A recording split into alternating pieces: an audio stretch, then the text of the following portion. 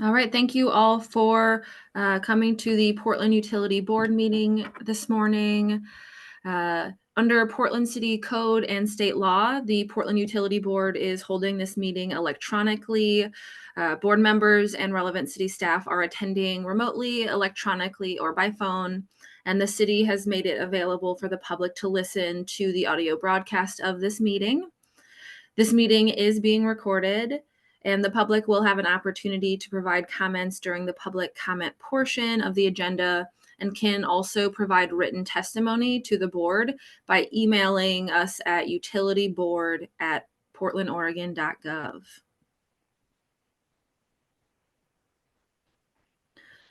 Pub believes and acts upon anti-racist principles in our meeting spaces and interactions with Pub. While every person has the right to share their personal perspective, we stand against wrongful conduct, particularly any conduct that is targeted towards people that are made vulnerable by systemic inequities. And this means stepping up as a community when there is wrongful conduct and fostering a space of learning and growth. And how do we do this? We speak up and we speak out. Each of us is empowered to maintain the culture of the Portland Utility Board, and we will focus on the impacted individual or population, condemning the conduct, not the person.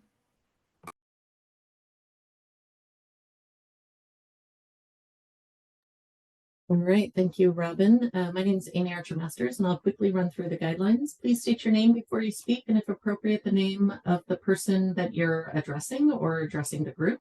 The chat box is only viewable by myself, pub staff, so please limit any chats to technical and logistic issues, including if you're wanting to give public comment, to ask for technical assistance, or let us know if you've been waiting to speak and haven't been called on. The raise hand function is primarily used by the board during the meeting. I may lower your hand just to maintain the flow of conversation. During public comment periods, the public may raise your hand and you'll be called on when appropriate. If you're connecting by phone, you may need to press *9 to raise your hand. Videos can be turned on when you're speaking. It's not required. Please mute your microphone when you're not talking. And if you're connecting by phone, press *6 to mute or unmute. Public comment will be taken during the comment period early in the meeting. You can sign up through chat with me or raise your hand when that comes up. It's also available just prior to any formal board vote after a motion has been made and seconded by board members. I'll pass it back to you for the agenda. All right, so pub members, today's agenda will focus mainly on finalizing and voting upon for the budget and policy value statement that we have drafted, followed by a conversation on our letter and our general comments on the organizational decision process. And so I believe we'll have the chief of staff from Commissioner Mapp's office with us for that discussion. So I look forward to that. And then we'll just have, of course, some brief announcements. So let's get into it. All right. Are there any disclosures of communications from any of the board members? Go ahead to just speak up.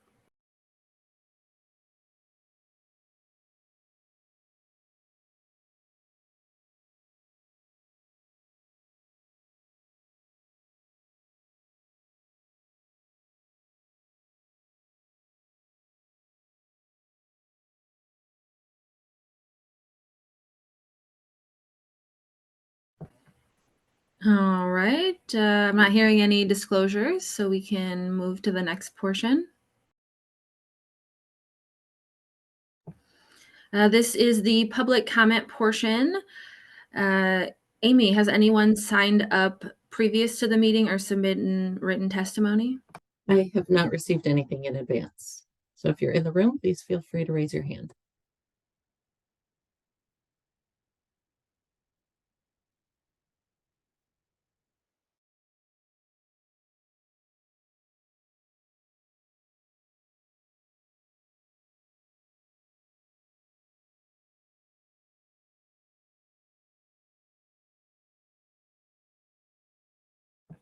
All right, not hearing any public comment today. We'll move on to review and approval of the draft minutes. I believe we've got enough voting members.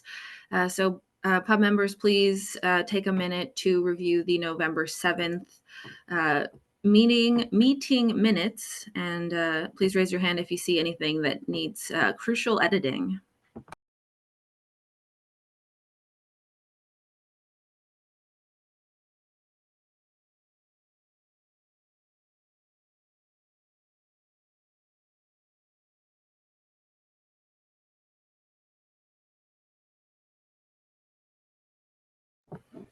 All right, I'm seeing thumbs up of support from some pub members.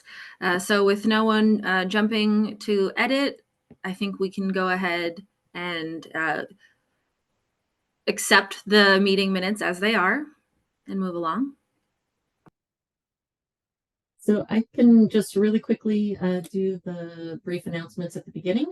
There's not a lot to list at this point, but I just wanted to flag for folks that I did submit comment to the commissioner's office just requesting notice if any changes were going to be considered regarding the rate study. I don't have any new dates yet, so I suspect it will be maybe sometime in December.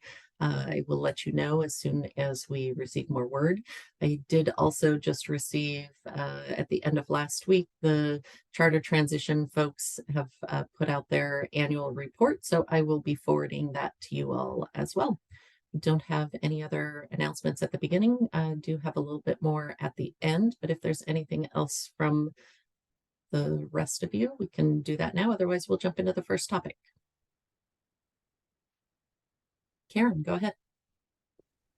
I don't have anything to add. I just wanted to say thank you, Amy, for pulling together all the documentation you did just since last week. The email, the values edits, the minutes, and the other communication we'll be talking about later. I just wanted to acknowledge how much work that was in just a week's time. So thank you. Thank you, Karen. All right, then we will jump into the first topic. Absolutely. So with the help of everyone, as well as edits from Amy, Karen, I think Lorraine, and myself, we were able to formulate the ideas, our values to lead us really through this budget as we're going forward, as well as navigating trade-offs. And so today, hopefully you had a chance to review the document beforehand. If not, I know that Amy will be able to pull it up on the screen. And so we can do a final run through of our values and trade-offs document, see if there's any final edits, and we will do a vote to send it off. And so we just want to be mindful. I think we want to keep this to about a 30-minute conversation. And just based on how successfully the letter has come together, thank you again, Amy. I think we'll be able to navigate that time successfully. So with that, did anyone want to start us off specifically on an area that they really liked, or an area that just needed punctuation or something? Please raise your hand.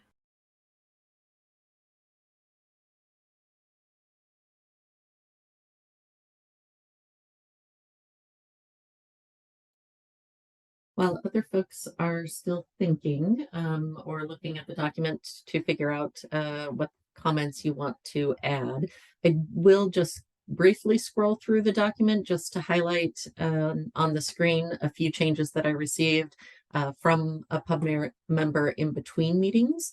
And so those changes are the changes that are highlighted in red. And most of them are just some slight enhancements to wording, creating a little bit more emphasis or adding a little bit to the section. So the first one is this at the end of the equity section, making sure that not just that evaluation takes place, but that adjustments are made. The next one is in the transparency and inclusive public engagement section. And the suggestion was to add at the end of this section making sure that the bureaus and council plan for and take the time needed to engage with the public and pub. And I think there was, actually, I think that was it on this letter. The other comments were on the other letter that we'll look at in the next topic. So if anybody else has something else to edit or add, or let us know where you're at with this letter.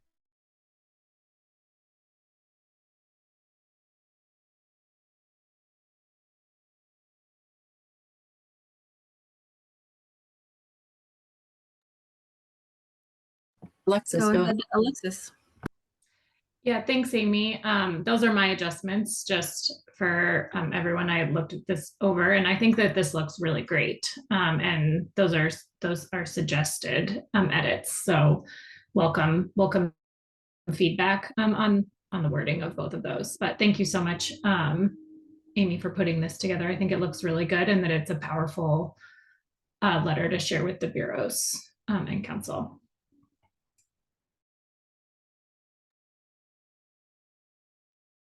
Thank you, Alexis. Robin, go ahead. Yeah. So I wanted to jump to number 4 in the values statements. I wanted to figure out if it was necessary to explicitly say people who are renting from for-profit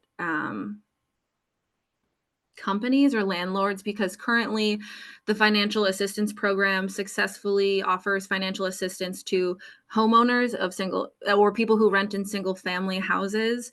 And when we ask them to extend assistance to multifamily residents, they were able to extend some assistance, but it was explicitly to people who rent from nonprofit landlords and nonprofit multifamily residences, which is actually the minority of people who are apartment renters. So I was wondering if the group believed that we should be specific and explicitly say that this is for people who rent from multifamily renters who are not living in a nonprofit building, but for a pretty standard for-profit company or landlord.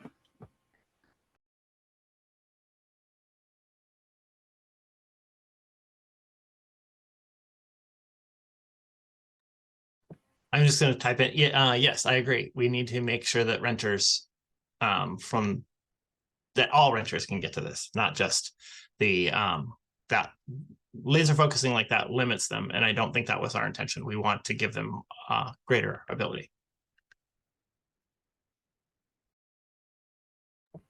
Thank you. And I think I saw Karen give a thumbs up as well. Yep, that will be my comment on that portion. Thank you all.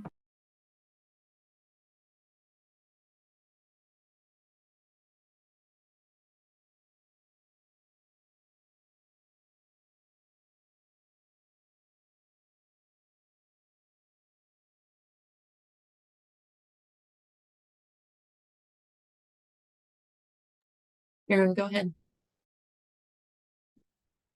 Yeah, I just want to say, I think this document, as Alexis said, I think it looks great. I think it's very powerful. It's concise, it's specific, it has some examples, and I truly hope that it is helpful guidance to the bureaus, and I think it certainly has the potential to lead to some more satisfactory outcomes in terms of Hub being engaged and consulted earlier in the process. So thank you to everyone for contributing.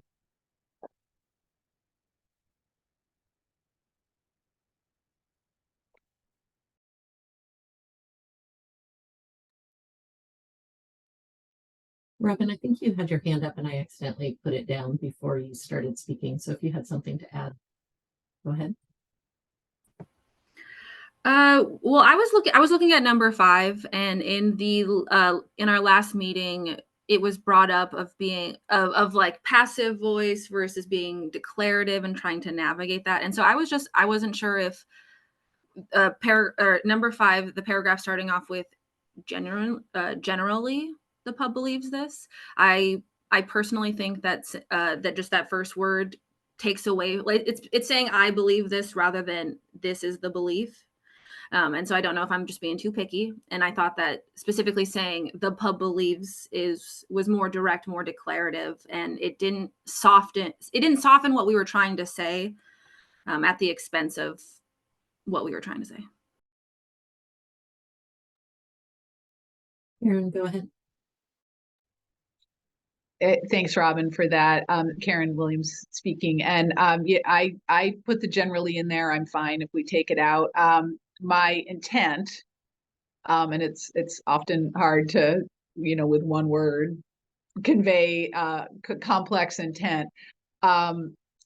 Why I chose to suggest qualifying that statement was thinking back to our work a few years ago with the small business assistance grants during the pandemic, and Pub was, quite eventually was actively consulted, and through Karen Y. Spencer's work, was able to have, I think, quite meaningful input into that program. And it was, specifically targeted to business owners, and particularly small business and BIPOC owned business owners. So, that's why I put the word generally in, was to just try and say, generally, we do think that lower income residential customer affordability should come before business interests and affordability, but there's that little window there for smaller businesses and BIPOC owned businesses that I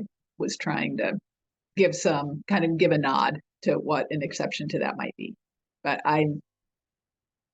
no one would know that from just the word generally besides me. So I'm fine if we wanted to take that out. And, maybe just to convey that perhaps a little bit more clearly, we might say should trumps, larger business customers' affordability or something like that.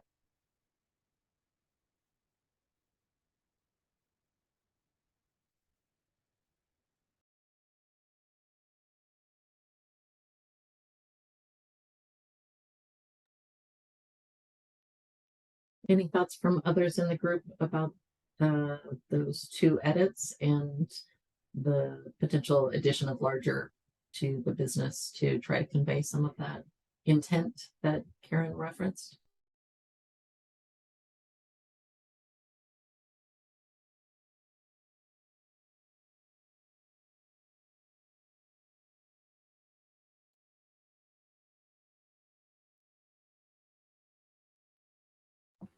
Right.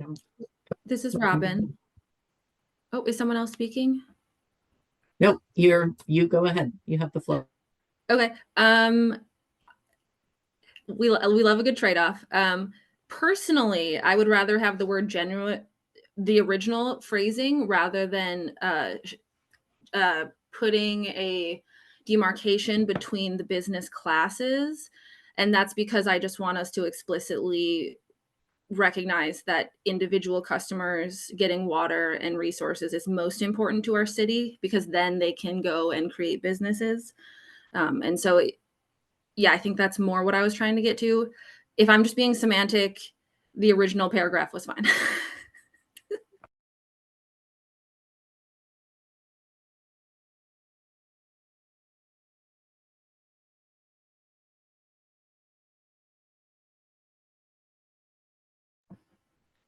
But I did want to add that in that in an original edit of that paragraph, we had explicitly called for like no cap on the number of tiers. And this one, I think it incorporates the worry that there would be outliers in the third tier, but I don't know that it explicitly says outliers in that third tier, which has not been yet cut off. If they are like the 1% of property owners that have exponentially larger, that another tier should be created.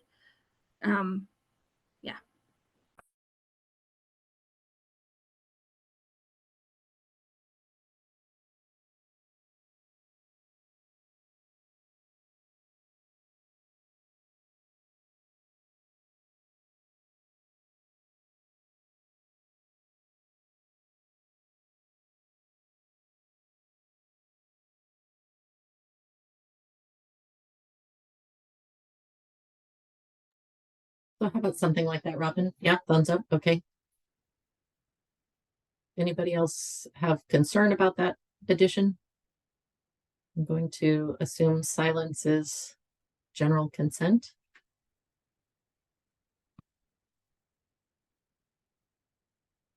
I saw 2 thumbs up. All right, we'll take it then.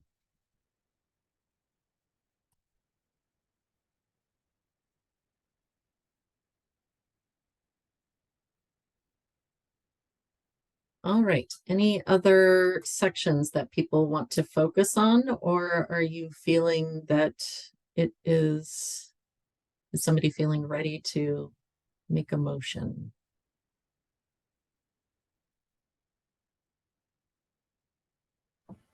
I'm not quite ready to make a motion, but I did need a second to still read that second half of what we're looking at.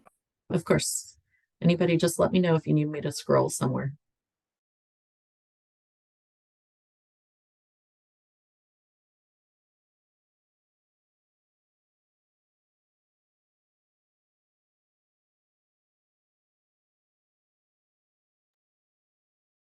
Robin, go ahead. Hey, this is Robin. So I was looking at number 3, I think, of the trade-offs. And this is another one of those feeling that's maybe we're selling ourselves short by reminding the people that we're asking assistance from that they don't have a lot of money to help us. And I think that that is a reality, but that we know that those realities are in place, but we don't need to remind the people that we're trying to get things from, essentially. And so number 3, I think in the last sentence, it says, although affordability to all is valued, failure to fund mandatory repairs and investment compromises the ability to continue to provide services and will have greater negative impact on future rates. I think that starting off that sentence with, although we value affordability, I think we should just take off that clause of although affordability to all is valued, because it is to us, and just say definitively failure to fund mandatory repairs and investments will compromise the ability to continue these services.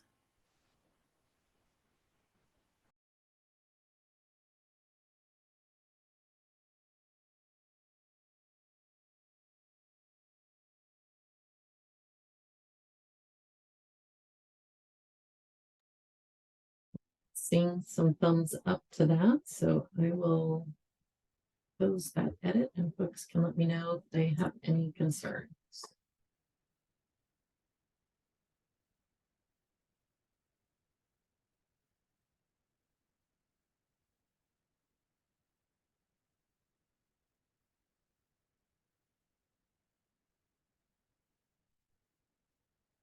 All right, anybody else?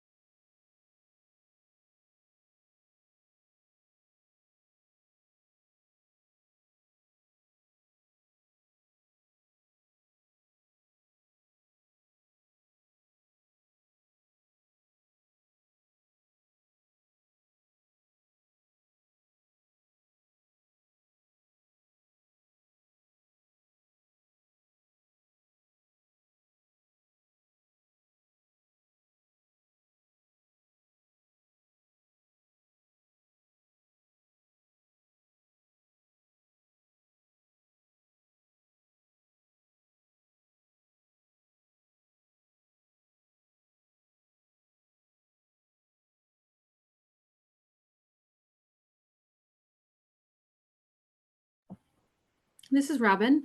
I don't have any more edits. I just want to say that I really like that the next step is always bringing it back to what's the goal of what we're doing. We're always trying to actively engage and continue engagement. So I like that we're inviting the bureaus to present further information for us if there are any trade-offs that aren't quite aligned with our values. So I really do like that, as it just asks and seeks out continual and ongoing engagement. But I'm not seeing anyone else raise their hand. Does this feel about the right time to possibly motion for something? I'm going to let Karen speak before I make a motion. Go ahead, Karen. Actually, I was going to make a motion. Karen Williams, voting member speaking, and I move that we accept this letter with edits discussed today and forward to City Council. Or excuse me, Second. forward to Bureau leadership, sorry. Second. All right, looks like we've got a motion and a seconded, so this would be a time for discussion of the board members. Go ahead, raise your hand if you have any.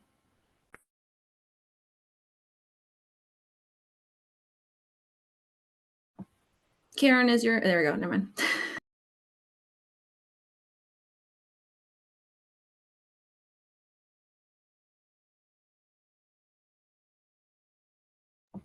All right, I'm not seeing any discussion. Is there anybody here for public comment that would like to make a comment before we vote?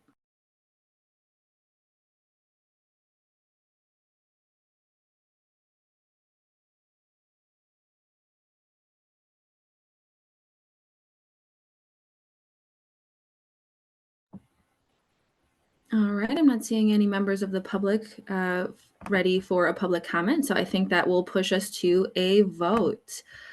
Looks like I am voter number 1. This is Robin Castro, voting member, and I vote yes to send this to the appropriate people. This is Chris Richard, voting member. I vote yes. Karen Williams, voting member, yes. Alexis Rife, voting member, yes. Heather Day Melgar, voting member, and I vote yes. Julia DeGraw, also voting member.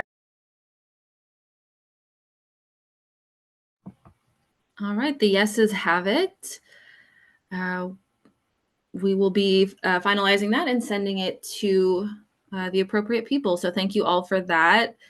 And just a reflection on that, as one of the people that was trying to draft that letter, it actually truly made me appreciate how much our staff, and specifically because it feels like our staff is specifically Amy, really does assist us. And so I was getting kind of weighed down by not knowing if I had enough time to offer. And so I think that last values and opinions statement made me really realize that when we are wanting to make statements, official statements, we got to make sure that we're always putting 2 people forward, because unless it's like a 1-pager, it truly is a lot of background work. So I just want to thank everyone that added input and edits, and thank you all for navigating this so successfully with our small group.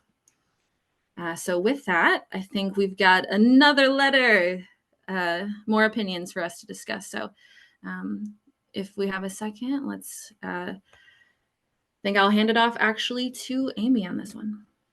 All right. Thank you, Robin. We are running a little bit ahead of schedule, actually. So I think that there were 2 things that we were hoping to happen. One is some conversation with the Commissioner's Office, just to share some of PUB's concerns that were raised at the last meeting and get some feedback from their perspective, because as we know, their office was also surprised by the last minute changes that were proposed to the organizational structure. And Michelle Rodriguez, I believe, is coming to join the meeting. In fact, actually, hold on just a moment.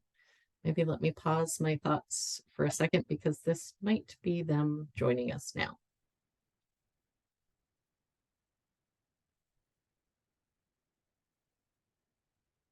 Nope, sorry, that's somebody else. Sorry, trying to facilitate and let people in and out of the room is sometimes a little challenging. So Michelle will be joining us, but did have a conflict, which is why we put this as the second item on the agenda. So I know that she will be joining us as soon as she can. So maybe we'll just get started with the discussion and review of the document, and then we'll pause when Michelle is able to join us and just kind of step back and have that initial conversation that we had planned to start with. So give me just a second and I will pull up the document.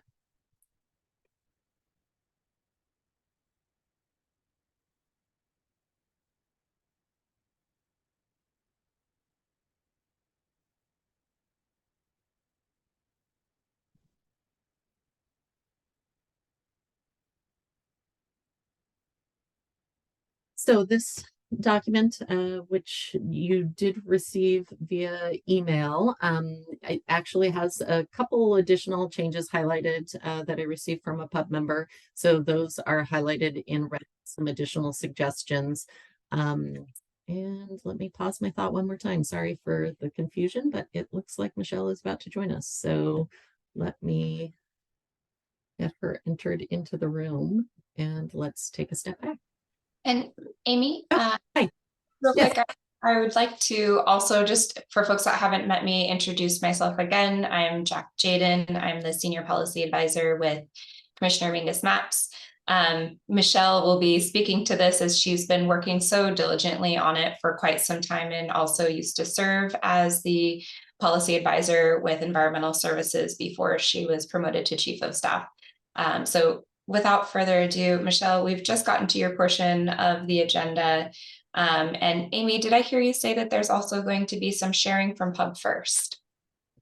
So I think we can open up the floor. I wanted to just kind of share on behalf of Pub that the document that we'll be reviewing after we finish this conversation is a document that just compiled some of the concerns that were raised at the last Pub meeting. And as I communicated to your office, Michelle, we acknowledge and recognize that your office was also surprised by the changes at the very last minute and the shift of the natural areas and tree management proposal, moving the programs to parks. The concerns of the Pub really center around the process and the fact that this isn't the first time, but that items and changes to proposals are introduced very last minute. And so the Pub was interested in going on record and having some conversation both with your office just about your perspective, and then documenting just for the broader council some of their concerns generally about engagement of Pub and general public in a process, and the damage that it does having things significant changes such as that introduced at the very last minute. So that's kind of the Cliff Notes version of their concerns. Certainly any Pub members, you're welcome to speak up as well, but otherwise we'll open the floor and hear a little bit from the commissioner's staff as well.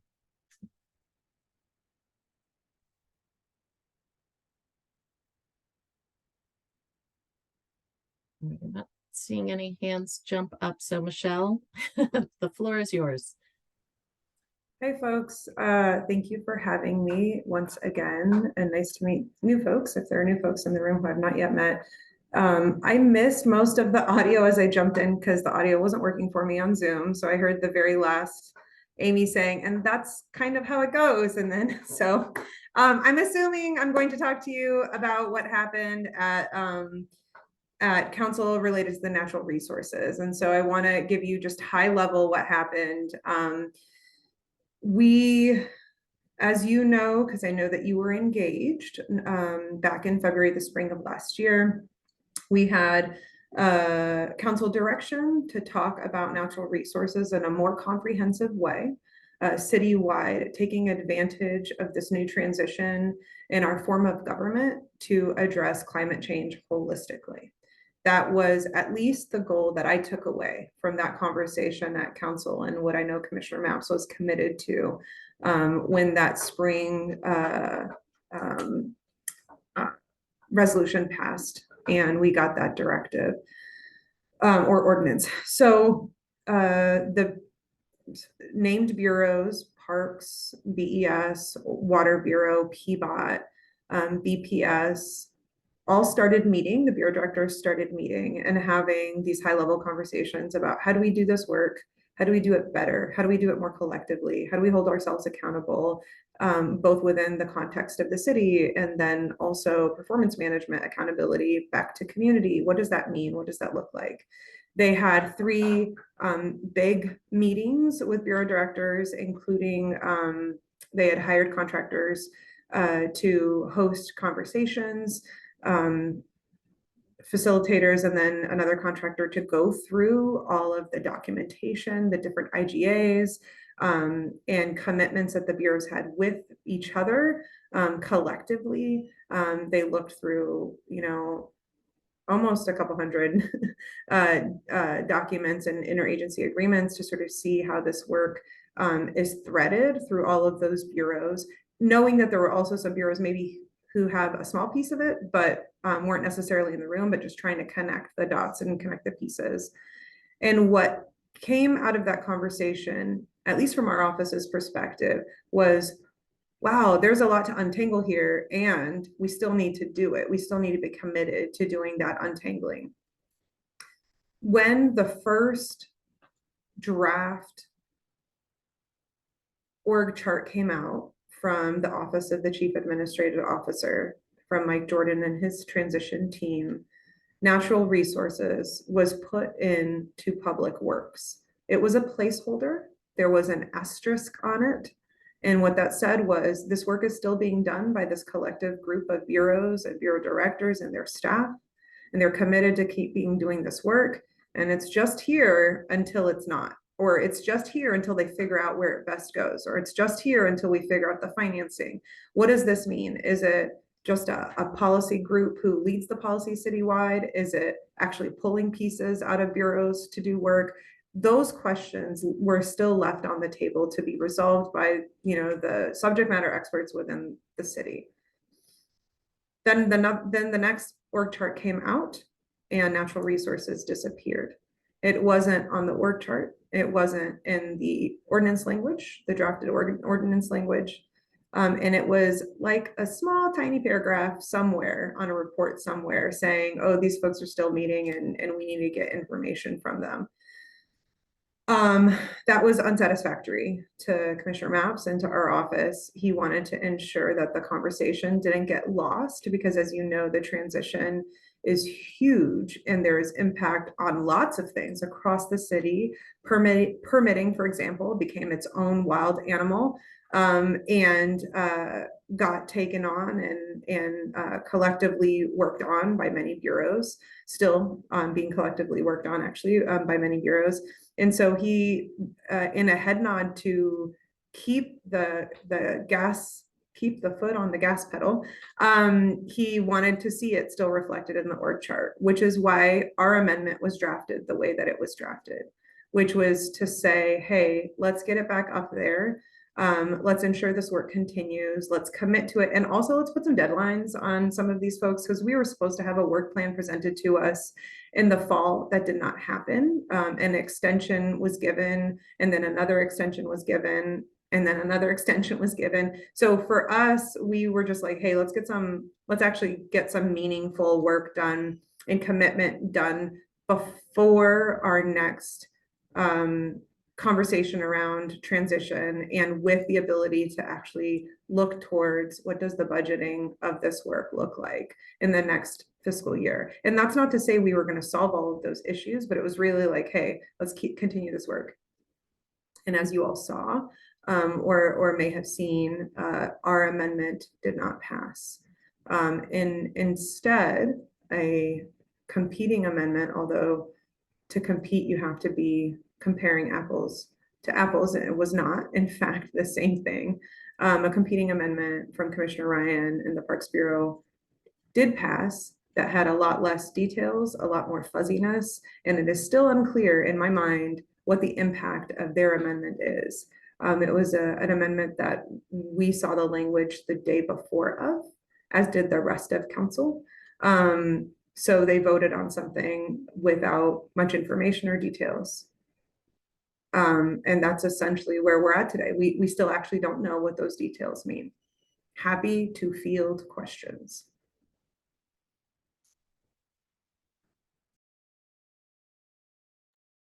Can I also just add one detail and one introduction, Michelle?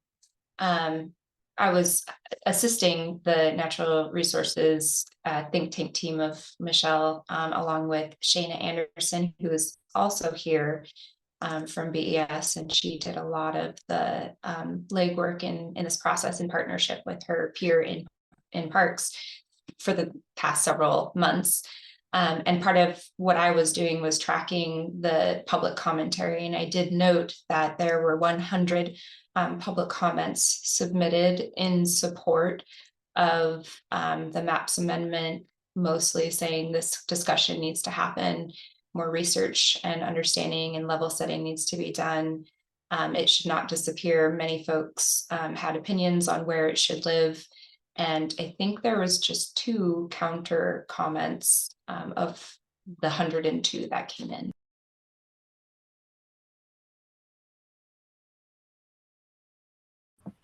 Go ahead, Chris. Yeah, have we figured out if BES is even legally able to move budget out of us to this? I know that was a question, especially after the Anderson lawsuit, with us moving funds out of BES to other funds and then general fund having to refund BES because it wasn't allowed. Has that been figured out yet? That's part of the, I don't know if you want to say irony or fill in the blank. But that's part of the challenge with what happened is those legal questions were in fact not worked out at all. The city attorney on the dais said, the color of money matters in that sense, of course. But wherever the work goes, the money can only follow if it's the work that's allowable, right? And so that really hasn't been resolved as it's related to the specifics of the work that the staff who are in BES and who impact our stormwater efforts, how it has not been resolved is the short answer. You can hear the frustration in my voice because honestly, it's like, maybe you shouldn't vote on something that hasn't been worked out legally, but you know, here we are. Did you want to add to that, Shayna? Yeah, I was just going to add that Dawn has set up a meeting with herself, Eric Schaffner, Adina, and Eric's counterpart at the city attorney's office for the week that she gets back, because this is like we have to figure that piece out first before we do anything else. So that's her intent, is to do that as soon as we can.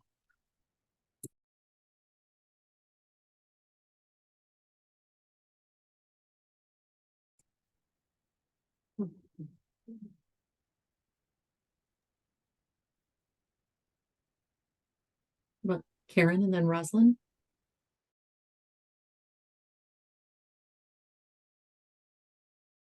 Thank you, Michelle, Jackie, Shoshana. I'm sorry if I'm mispronouncing your name. Thank you all for being here and for providing the background information.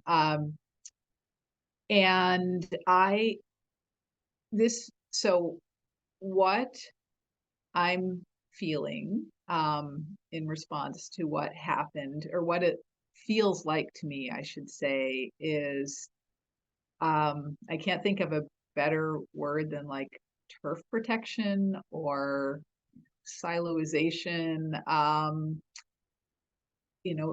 Politics at work, I guess. So just, from the outsiders, public person perspectives, that's what it looked like to me, which is of course extremely unfortunate. It also seems to be kind of antithetical to exactly what Commissioner Mapps's amendment and the efforts that was referred to of the multiple bureaus working together over the last year. It's very antithetical to that cooperation and the benefits of having multiple perspectives come together to solve a problem. So that said, that is what it is. My question for Commissioner Mapps's Michelle, Chief of Staff, and others, always hopeful that we can prevent things like this from happening in the future, right? And when we have a different form of government, perhaps something like this would be less likely to happen when commissioners aren't in charge of bureaus. But again, that aside, is there could there have perhaps been would it have been helpful for, say, the pub to meet with, say, the Parks Advisory Board. Would it have been perhaps beneficial for Pub to have, I mean, I realize none of this could have happened when you find out the night before, right, that something's going to happen, but I'm just thinking of, would there have been communications that would have been helpful to have ahead of time that would have prevented this kind of last minute end run? And I'm thinking Pub meeting with the advisory board to Parks, or perhaps Pub reaching out to either Commissioner Ryan or and forgive me, I've lost track of the director's name of Parks, who spoke at the hearing. Yeah, would those kinds of more proactive communications and outreach be helpful to prevent something like this from happening in the future? Thanks, Karen. I think it is clear that our form of government is the problem here, right? And I know those of you who understand, you know, we're moving in a new direction. So hopefully these kinds of challenges are not continuously being faced by people trying to do really good work. There have been people who are working towards addressing climate change within the structure of the city for a long time, long before our office tried to help escalate this. So we are taking no credit for those efforts. People have been here doing that work, and they needed somebody to elevate it and to say, hey, hello, pay attention, especially as we change this new form of government. Can we not let this drop off in importance? And that's all we were trying to do. And this isn't an attempt to pat on the back, but it's to acknowledge that we're standing on the shoulders of all of the people who have been doing this work. To your point about whether or not conversations would have helped, I don't know, because it was done so last minute. I have to be honest, I don't know that a phone call would have changed it. I don't know. I feel like not all is lost. So I'm trying to be hopeful too. Shayna and Jack have both been in meetings with me where I am the most negative of Nancy's and feeling very sour. So I'm going to attempt to not do that because, you know, it's a public meeting. We're all being recorded. But I am going to say that I don't think all is lost. I do think that there's an opportunity for us to continue to engage. The mayor at the end did say, I really want a work session on this. I really want to understand why there was two sort of opposing amendments in the first place. I really want to understand the legal implication, to Chris's point. I really want to understand what is the work that is being done, what's currently and what can be done. So that's still on the table, as well as, of course, finding out, as Shayna said, with the city attorney's office, what's actually possible or not. So I'm not all lost of hope. What I think would be helpful now, which is sort of looking hindsight, I don't know helps it. It doesn't really help us. It just frustrates me. It gets me back into that negative headspace, Karen. But I will say what might be helpful now is that the pub asked for a joint meeting with the Parks Board, because I have been told that folks did not know this was happening. So if you feel bad about how little you were engaged, imagine a parks decision for the organization that they are meant to be advising, making a decision without ever speaking to you, community group, who exhaust your time and resources to be in the room for these types of conversations, and to not be involved in a decision like that, to take on more assets when you are in fact about to go out for a bond measure because you can't take care of the assets you have, et cetera. They also, I have heard that there are people pretty frustrated by that too. So could a joint meeting help to clarify the concerns that all of you as members of advisory bodies who have a much more intimate knowledge of the work, would that be helpful? Heck yeah, in my mind, heck yeah, that would be pretty awesome, because then it would be a public conversation, which those decisions that were made were not. Those choices that were made, the voting that happened, we're not, other than the vote itself becoming public, right? So I do think something like that would be really helpful if you have friends or colleagues that serve on any advisory bodies, whether it's the Urban Forestry Commission or Parks or any of the other bodies that relate to the bureaus who are sitting at that table, reaching out to them and saying, how much did you know about this? How can we get to a collective conversation about this to ensure that not all is lost just because this amendment passed? It, to me, it doesn't mean that any of it is written in stone, and it doesn't mean that it can't come back to council with a different outcome, right? And so that is truly my hope, is that we still have that capacity. But all right, I've taken up a lot of airspace. Rosalind was next, and then Julia. Let you guys get your questions in. Cheers. Thanks, Michelle. My name is Rosalind Gray. I work for BES in the surface water stream restoration design team. So I heard that one of Dawn's priorities upon return is to iron out the legal constraints. And I understand that the revised natural areas work group recommendation is due in February. And then I heard you say, Michelle, that there's a high likelihood that the mayor's solicited work session will take place. So these are 3 real things that are happening.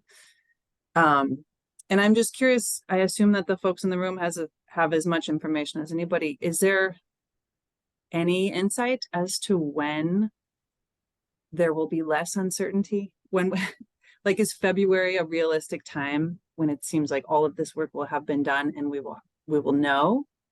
Is there any end point that you guys are aware of? That's a great question, especially for staff. So thank you.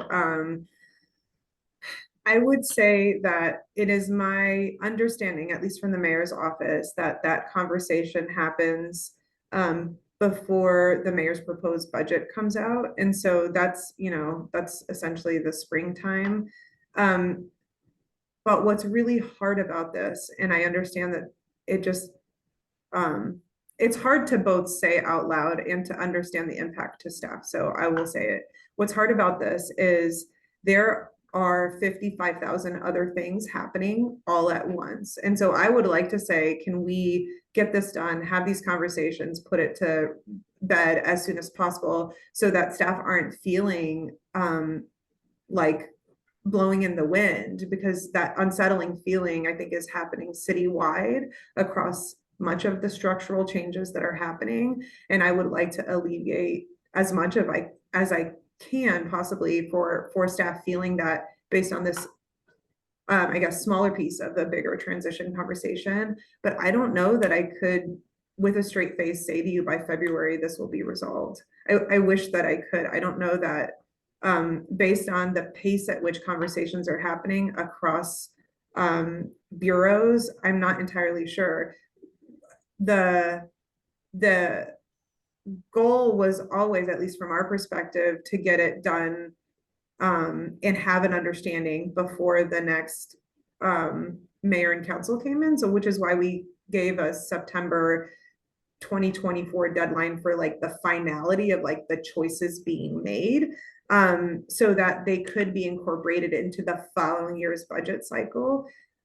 But I think we'll know more. And we have encouraged Dawn and Shayna. They've been great at communicating with impacted staff. But when the city attorney's conversation happens, I think we will know more definitively. So that's actually sooner than February. And then we will have to make some moves based on that. And I'm sorry, it's not a satisfying answer, but I don't want to lie to you and say like, yeah, we'll know by February, because I don't know that we will. Julia, and then Bob, and then Robin. Okay, so I'm glad to hear you say all is not lost. And I'm trying to figure out, I'm similar to you, have a lot of feelings and realize this is a public meeting. I want to keep it professional, but like I'm also, and this maybe isn't super duper solution oriented. And I think Karen kind of was getting at this, but I just feel like it's important to put in the record how anti-democratic, non-transparent, frankly disrespectful of the public and the public process. The resolution was the way that it came forward, the way that it was drafted, to like vote on something that isn't even legally vetted. It's just profoundly disturbing to see that this is how the leaders of the city would see fit to run so many bureaus that are so crucial to so many important operations within the city that are really important to the public and public health. So I just I know that that's not solution oriented. I just feel that I just want that noted. I'm glad you're saying that all hope is not lost here, but I know what can, and maybe this isn't an answerable question, but I think we can, ask around to figure out, what you talked about, like how much did you know and when did you know, so that we can kind of make a case about how groups and entities should, and like literally the bureaus themselves should have been consulted way more than they were for such a gigantic change. But I'm just kind of wondering what's on the table and how this can move forward differently through that work group process. Like how much can actually be changed? Can they actually go back and like vote on the original plan? I mean, I'm just trying to figure out if there's a way of actually undoing what has been done. And maybe that's not an answerable question, but I'm just trying to figure out like, if there's a way to actually, have that level of reset or a do-over, if you will. Yeah, thank you, Julia, and thank you for your other comments. You can make them. I'm a city staff person trying to ride the line of professionalism, but you can say whatever you want in this public meeting. I would say I still think that it is able to be undone. It was a resolution. It was not an ordinance. It's a little bit different, right? So just as a reminder from a legislative reminder, it was a resolution and an amendment to a resolution. So we absolutely can, we could take another vote. There are things that can be done. And so that's part of why, as you all know, networks really matter. And so having conversations with people so that they can actually understand too, because I suspect what is being shared across bureaus isn't necessarily the same thing that you are hearing or what is being explained, right? I've seen some language that went out via email from the Parks Bureau director to Parks folks, and I don't know like who the list was that it got sent to, but it was a very differently written than what actually was truth. So I think there's opportunity for us here and for the pub really to engage in some of that network building, network conversation, and reaching out. I don't know what to tell you in terms of reaching out to council offices, because I know you have written letters in the past which have mostly gone unresponded to, and I've heard from some of you about that and like sort of the lack of response or regard for your work. So I don't want to go send you down, goose chases that aren't helpful, but I do think in the context of community and community building and shared understanding about the commitment to this work, I think is a good thing. This isn't just about going out and saying one person sucks or whatever. For me, this is like, how do we get back to the work that we were all committed to? Because that's why we were engaging in it in the first place. Bob? Yeah, sorry to be late. First, I just want to express my appreciation to you and Commissioner Maps. I think you all did a great job and stood your ground very well.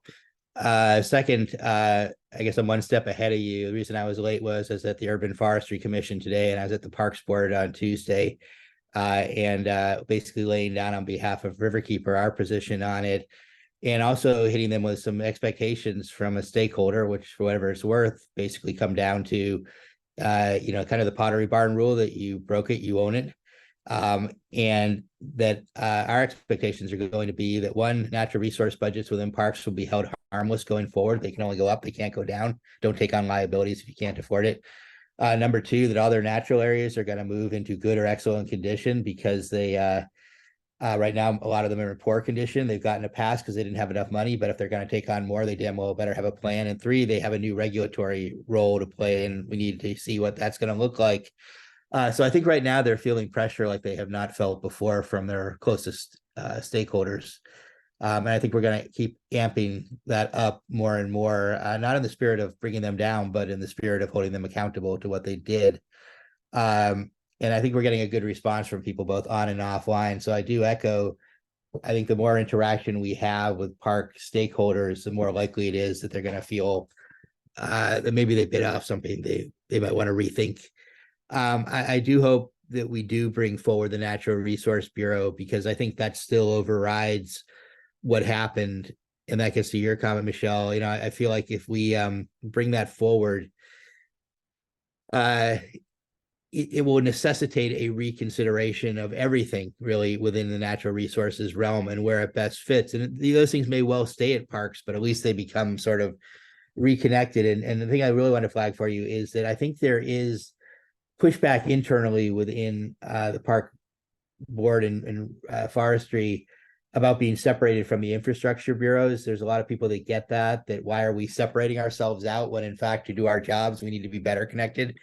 Even under the current circumstances. So just wanted to flag all that. So there's a lot of movement happening right now. Bob, can I ask you a quick question about your experiences when you went to those 2 board meetings? Did you engage at all with some of those members? Did they share their own sort of shock, dismay that they had no idea that it had happened? Like, can you share any of that? Well, they had some idea. They were lobbied beforehand. And I had talked to some of them beforehand. So, but they also were misled, in my opinion. I don't think they had any clue that they were going up against the public in the way that they were. I don't think they knew that. I don't think they knew that the former parks director came and testified against parks. I don't think they understood the dynamics. And I certainly don't think they understood the liabilities. And one thing I think that will be very powerful is I went through all the parks plans and documents and their sustainable future stuff. And they're replete with statements like, we do not currently have adequate resources to manage our trees and natural areas programs. They are deeply insufficient. We have over 1,000 distressed distressed assets within parks. And if things continue the way they are, we will have to liquidate 1 in every 5 assets within the park system within the coming decade. I mean, these aren't cherry-picked pull quotes. These are the dominant themes in these documents. So I think, and I think they were stunned to find out that there's been no consideration of funding or legal issues, and there are legal issues for sure. And I think the answer that they've gotten that, well, we're going to deal with that in the budget cycle, probably gave everyone a little bit of a shock, because they've all been through the budget cycle and they know the budget cycle is not the place to figure things out. It's a shit show. So I think there's a lot of interesting stuff that people are coming to grips with. But sorry, that was way too long. No, thank you for that. Robin? Yeah, I just want to thank all of the staffers for coming today. Thank you, Michelle, as well as Bob for, I think you were really the one leading this interest initially. And so just what I'm hearing from Michelle and from Bob going to some of these parks meetings, as well as kind of integrating it with that letter that we have drafted of our concerns. As always, we're very community focused as a community board. And what I'm hearing from Michelle is that perhaps we have the capacity to also acknowledge that the staff were thrown off by this, and that it does impact our ability to make public comment. But it also impacts the will of the people when the people who were duly elected are not being given the adequate time. And so it's a stress on the community who's not working within City Hall. And it's also a stress on the community members working within. And so I just wanted to be mindful that I don't know, like we're not necessarily as a body in support or against any of the amendments proposed, but we are collectively against a rushed process.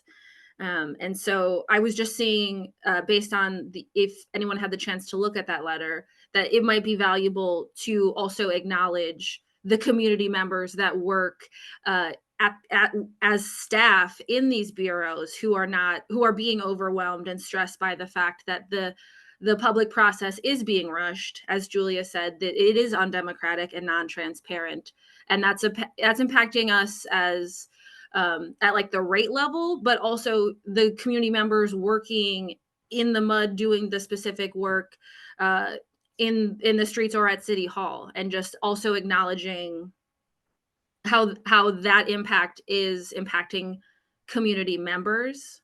And so, yeah, I just thought it might be a good idea to specifically also mention that the staff are being overwhelmed by this, and that they are part of the community process. They are members of the community, and by confusing our elected officials by rushing processes that they don't have the capacity to spend the time to really go through, that is going against the will of the people, and we are the people. So yeah, thank you. Thanks, Robin. I think it would be a nice nod to speak to the impact on staff who went to bed thinking one thing and woke up thinking or sort of shocked by what had happened essentially in a cumulative 36 hours. So I do think it's important to call out that there are staff impacted by this, and to the point that was made earlier from Rosalind, like, who are still feeling like throwing up every morning because they have no idea what's happening. Like, that's not, I don't think is an understatement. Like, it is awful to not be able to give finality to a workplace question, which is really like, who am I working for tomorrow or next year, or like, when does this even change? What does this mean? Do I want to do that? Am I willing to go to a bureau where I feel like they didn't even ask me in the first place? Like, it's just there's a lot there, and I do think that it would be a nice addition. I have not had a chance to review your letter yet, so I apologize. I was in back-to-back meetings and haven't seen it since it was sent to me. So I'm happy to do that and to give you guys feedback. I don't know if that should just go through Amy or go to Robin and Karen, but happy to give you guys feedback once I get a chance. What was the time frame for when you were hoping to send that? I think I'll speak on behalf of Pub unless a member wants to speak up. I think they were trying to move quickly because everything seems to be moving quickly, but really are somewhat deferential to when it could have the most impact as well. So I heard things that were suggested today that would be additions to the letter, the way that it was drafted, because it was really focused on the process, and I think ended with the only real ask being a desire to engage and use their expertise. But there maybe are some more specific things, such as your suggestion about a joint meeting with the Parks Board, or some of the other things that were raised today that I think could be strong add-ons to the letter. So as long as they're not missing some opportunity between now and, they don't meet again until December 5th, but they could dedicate time at the December 5th meeting to come back to this. So could work on the letter in between if that would be appropriate. I think we had heard tentatively that there was a work plan that maybe was coming out from that group on December 1st. And so I think that is the only clear timeline that we had been aware of in the immediate. Yeah, and that has been changed. That work plan has been changed. Shayna, I'm looking at you. Was that correct? It's now due in February. You have, I guess the point is you have time to solidify all of the points that you want to make. I definitely think you can take time in your December meeting to do this. And then council chambers, essentially, if you haven't been paying attention, yesterday was last day in council chambers for meetings in the way council chambers has been and has looked for a while. It will now be under renovation. We are going to be in virtual meetings essentially until January, February timeframe. And then we will start taking up council meetings in person in the 1900 building chambers, which has been sort of part of like permitting stuff. So we will pop up there in person, but we'll go virtually until then.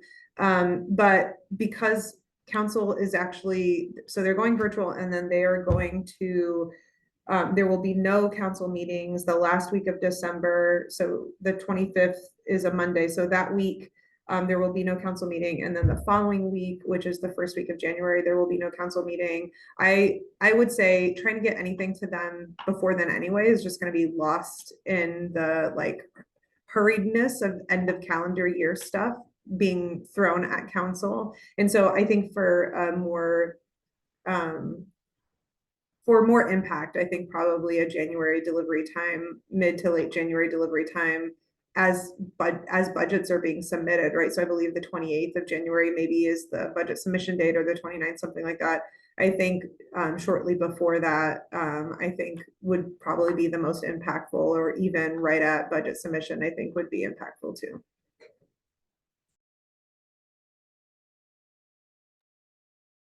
Julia, go ahead.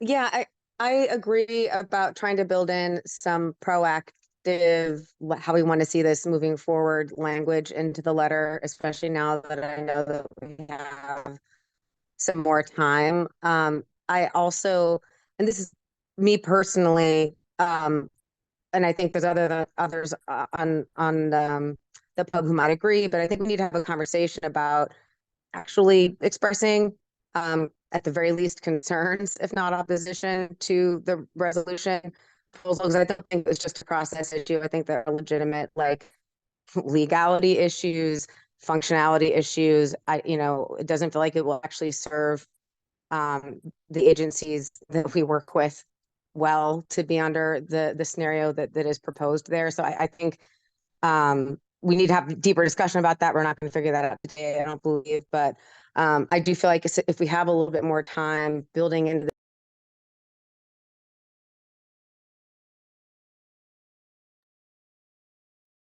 I think we lost Julia. They'll probably be back on. Oh, I think they're reconnecting now. I'm so sorry. My internet is out shooting my modem. I kid you not, right in the middle of this meeting. This is how my life is right now. At what point did I cut out?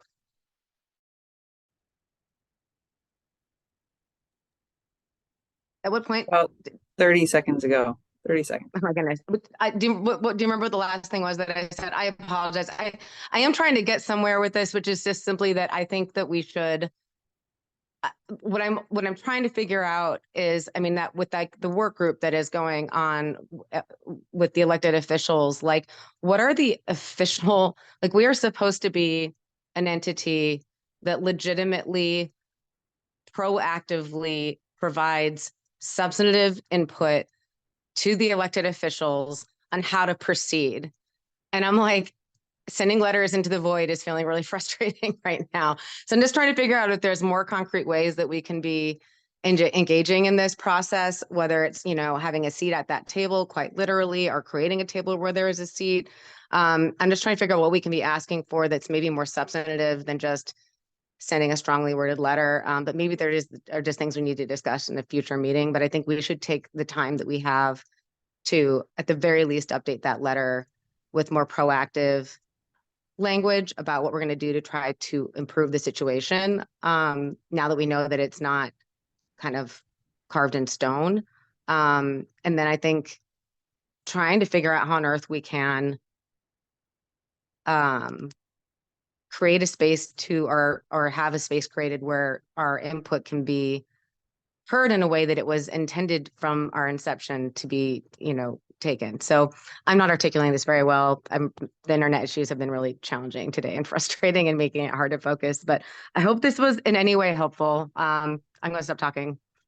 I would say, Julia, too, if you guys are up for participating in the work session as well, either as invited guests or invited testimony or whatever it is.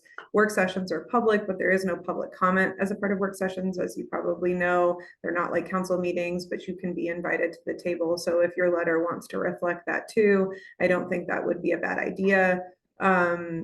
in terms of like proactive, what are some things that you can do? I do think having conversations with people, whether it's within council offices, people you know, trust, you want to have a dialogue with, say what happened, how can I be helpful in that space? I think that's really important. And when we have more when we have more information that we can share with you, we will do so through Amy to all of you to provide you updates on where the information is at, as it is legally allowable. Because I know in some cases our conversations with city attorneys' offices are privileged information because we're their clients. I don't know how much of those conversations related specifically to this will necessarily need to be privileged. So we'll figure it out. But all of that to say is, like, I want to keep you updated so that it isn't just screaming into the void, because I know how frustrating that is. And I see Karen.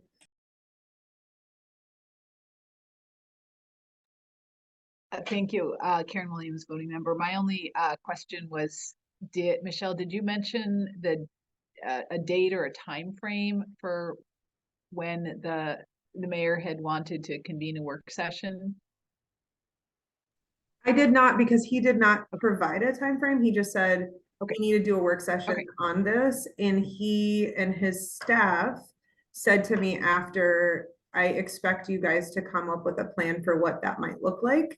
And so we are, and Shana and Jack are both a part of that conversation, working towards that. But we don't have, because of the pending holiday and trying to figure out if it makes most sense to do this mid-January, or, I mean, bureaus becomes so driven by the budget submission in January that it feels like you can't talk to anybody straight without their like that, you know, those cartoon images of steam coming out of people's ears and their eyes popping out like the wolf. I don't want to overwhelm staff either and be like, oh yeah, and we're having a work session. I think it can be when we want it to be. So that's a long-winded way of saying there's no work session date planned yet. The mayor is asking for us to come up when that is, and he would be supportive of whenever we said that would be. And we will let you know once staff figure that out. Thank you. Chris, go ahead. I just had one final comment. I've been in BES for a very long time, so I was here during the Anderson lawsuit, and I'm hoping that we learned our lesson from that. We in the Bureau were not surprised that we lost. Pretty much everyone I spoke to knew we were going to lose, and it was a political decision, which obviously you guys can make the decision.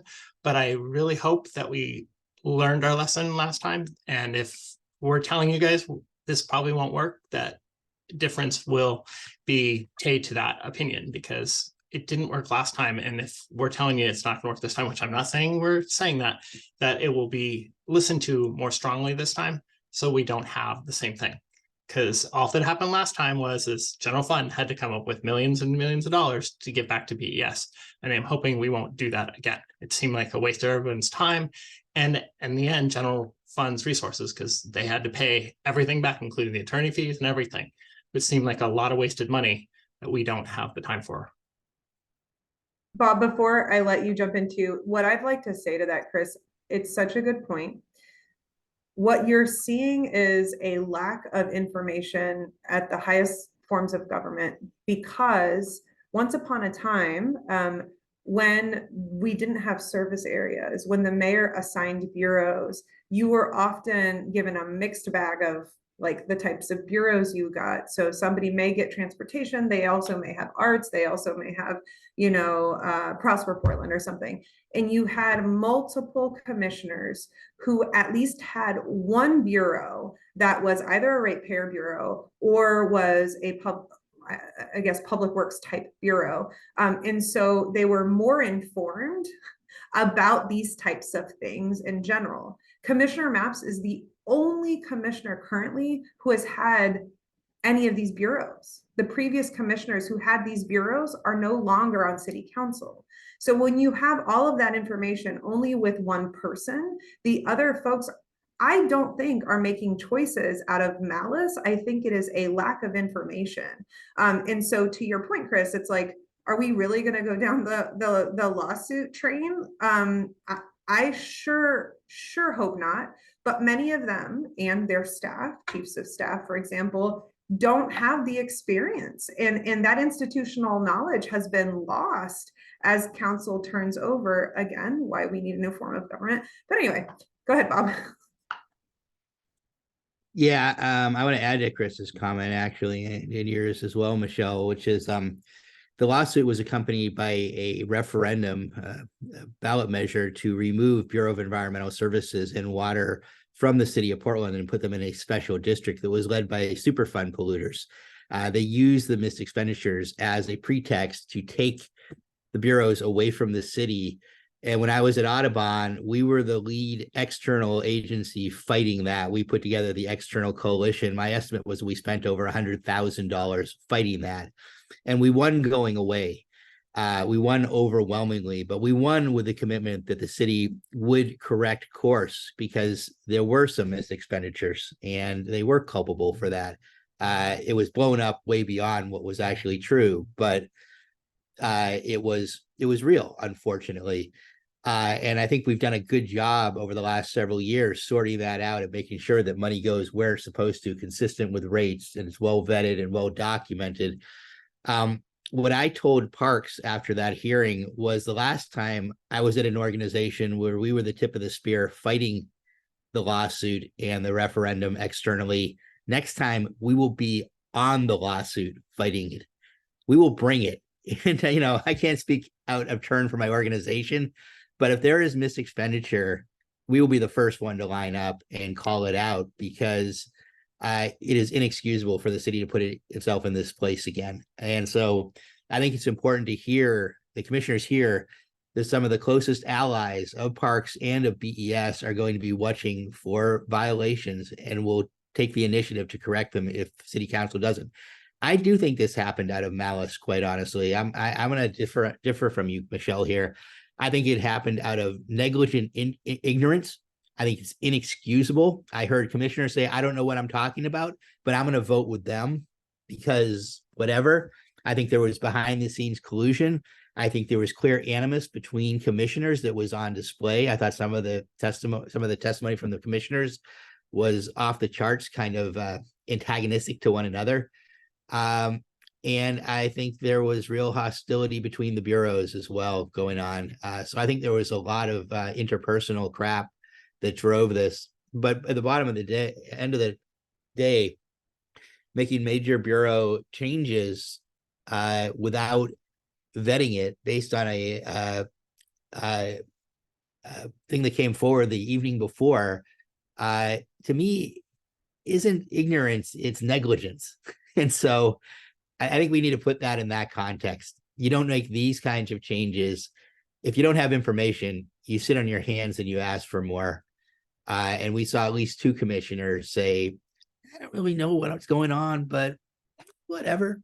And I think that's why the public, by the way, and I've had more feedback from my activists on this and many things, just pure, complete disgust that the city council ignored the public, didn't have information.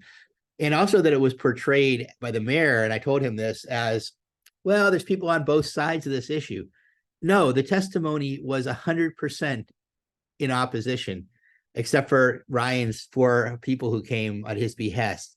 And the written testimony was what, 98-3? It was not people on both sides of the issue. It was overwhelming. And I think, again, the public is really disturbed when they hear that kind of equivocation that doesn't exist. So I just think this is a monumental failure of council. And again, I give you, Commissioner Mapps, a ton of credit, but I think we really need to call it what it is. I appreciate that. I have to jump to a 12:30 meeting. Thank you for holding space for us to come in and chat with you all. I'm happy to chat with you individually too if you want a more colorful read. But I'm not going to do that today. Thank you so much, guys. Thank you, Michelle, and thank you all to the staff members. And with that, let's wrap up that portion of the conversation and then just jump to do we have any final announcements for the next meeting? We are at time, and I know we're losing pub members as well, so I'll just really quickly say if there's anybody who's available for the December 12th ARC meeting, we still need a volunteer for that. I think we have a pretty clear agenda topic for the next December 5th meeting to continue this conversation. So if people have suggestions on, in addition to what was spoken today, please get those to me over the next week or two in preparation for that meeting. I'll get a new draft out to folks before the December 5th meeting.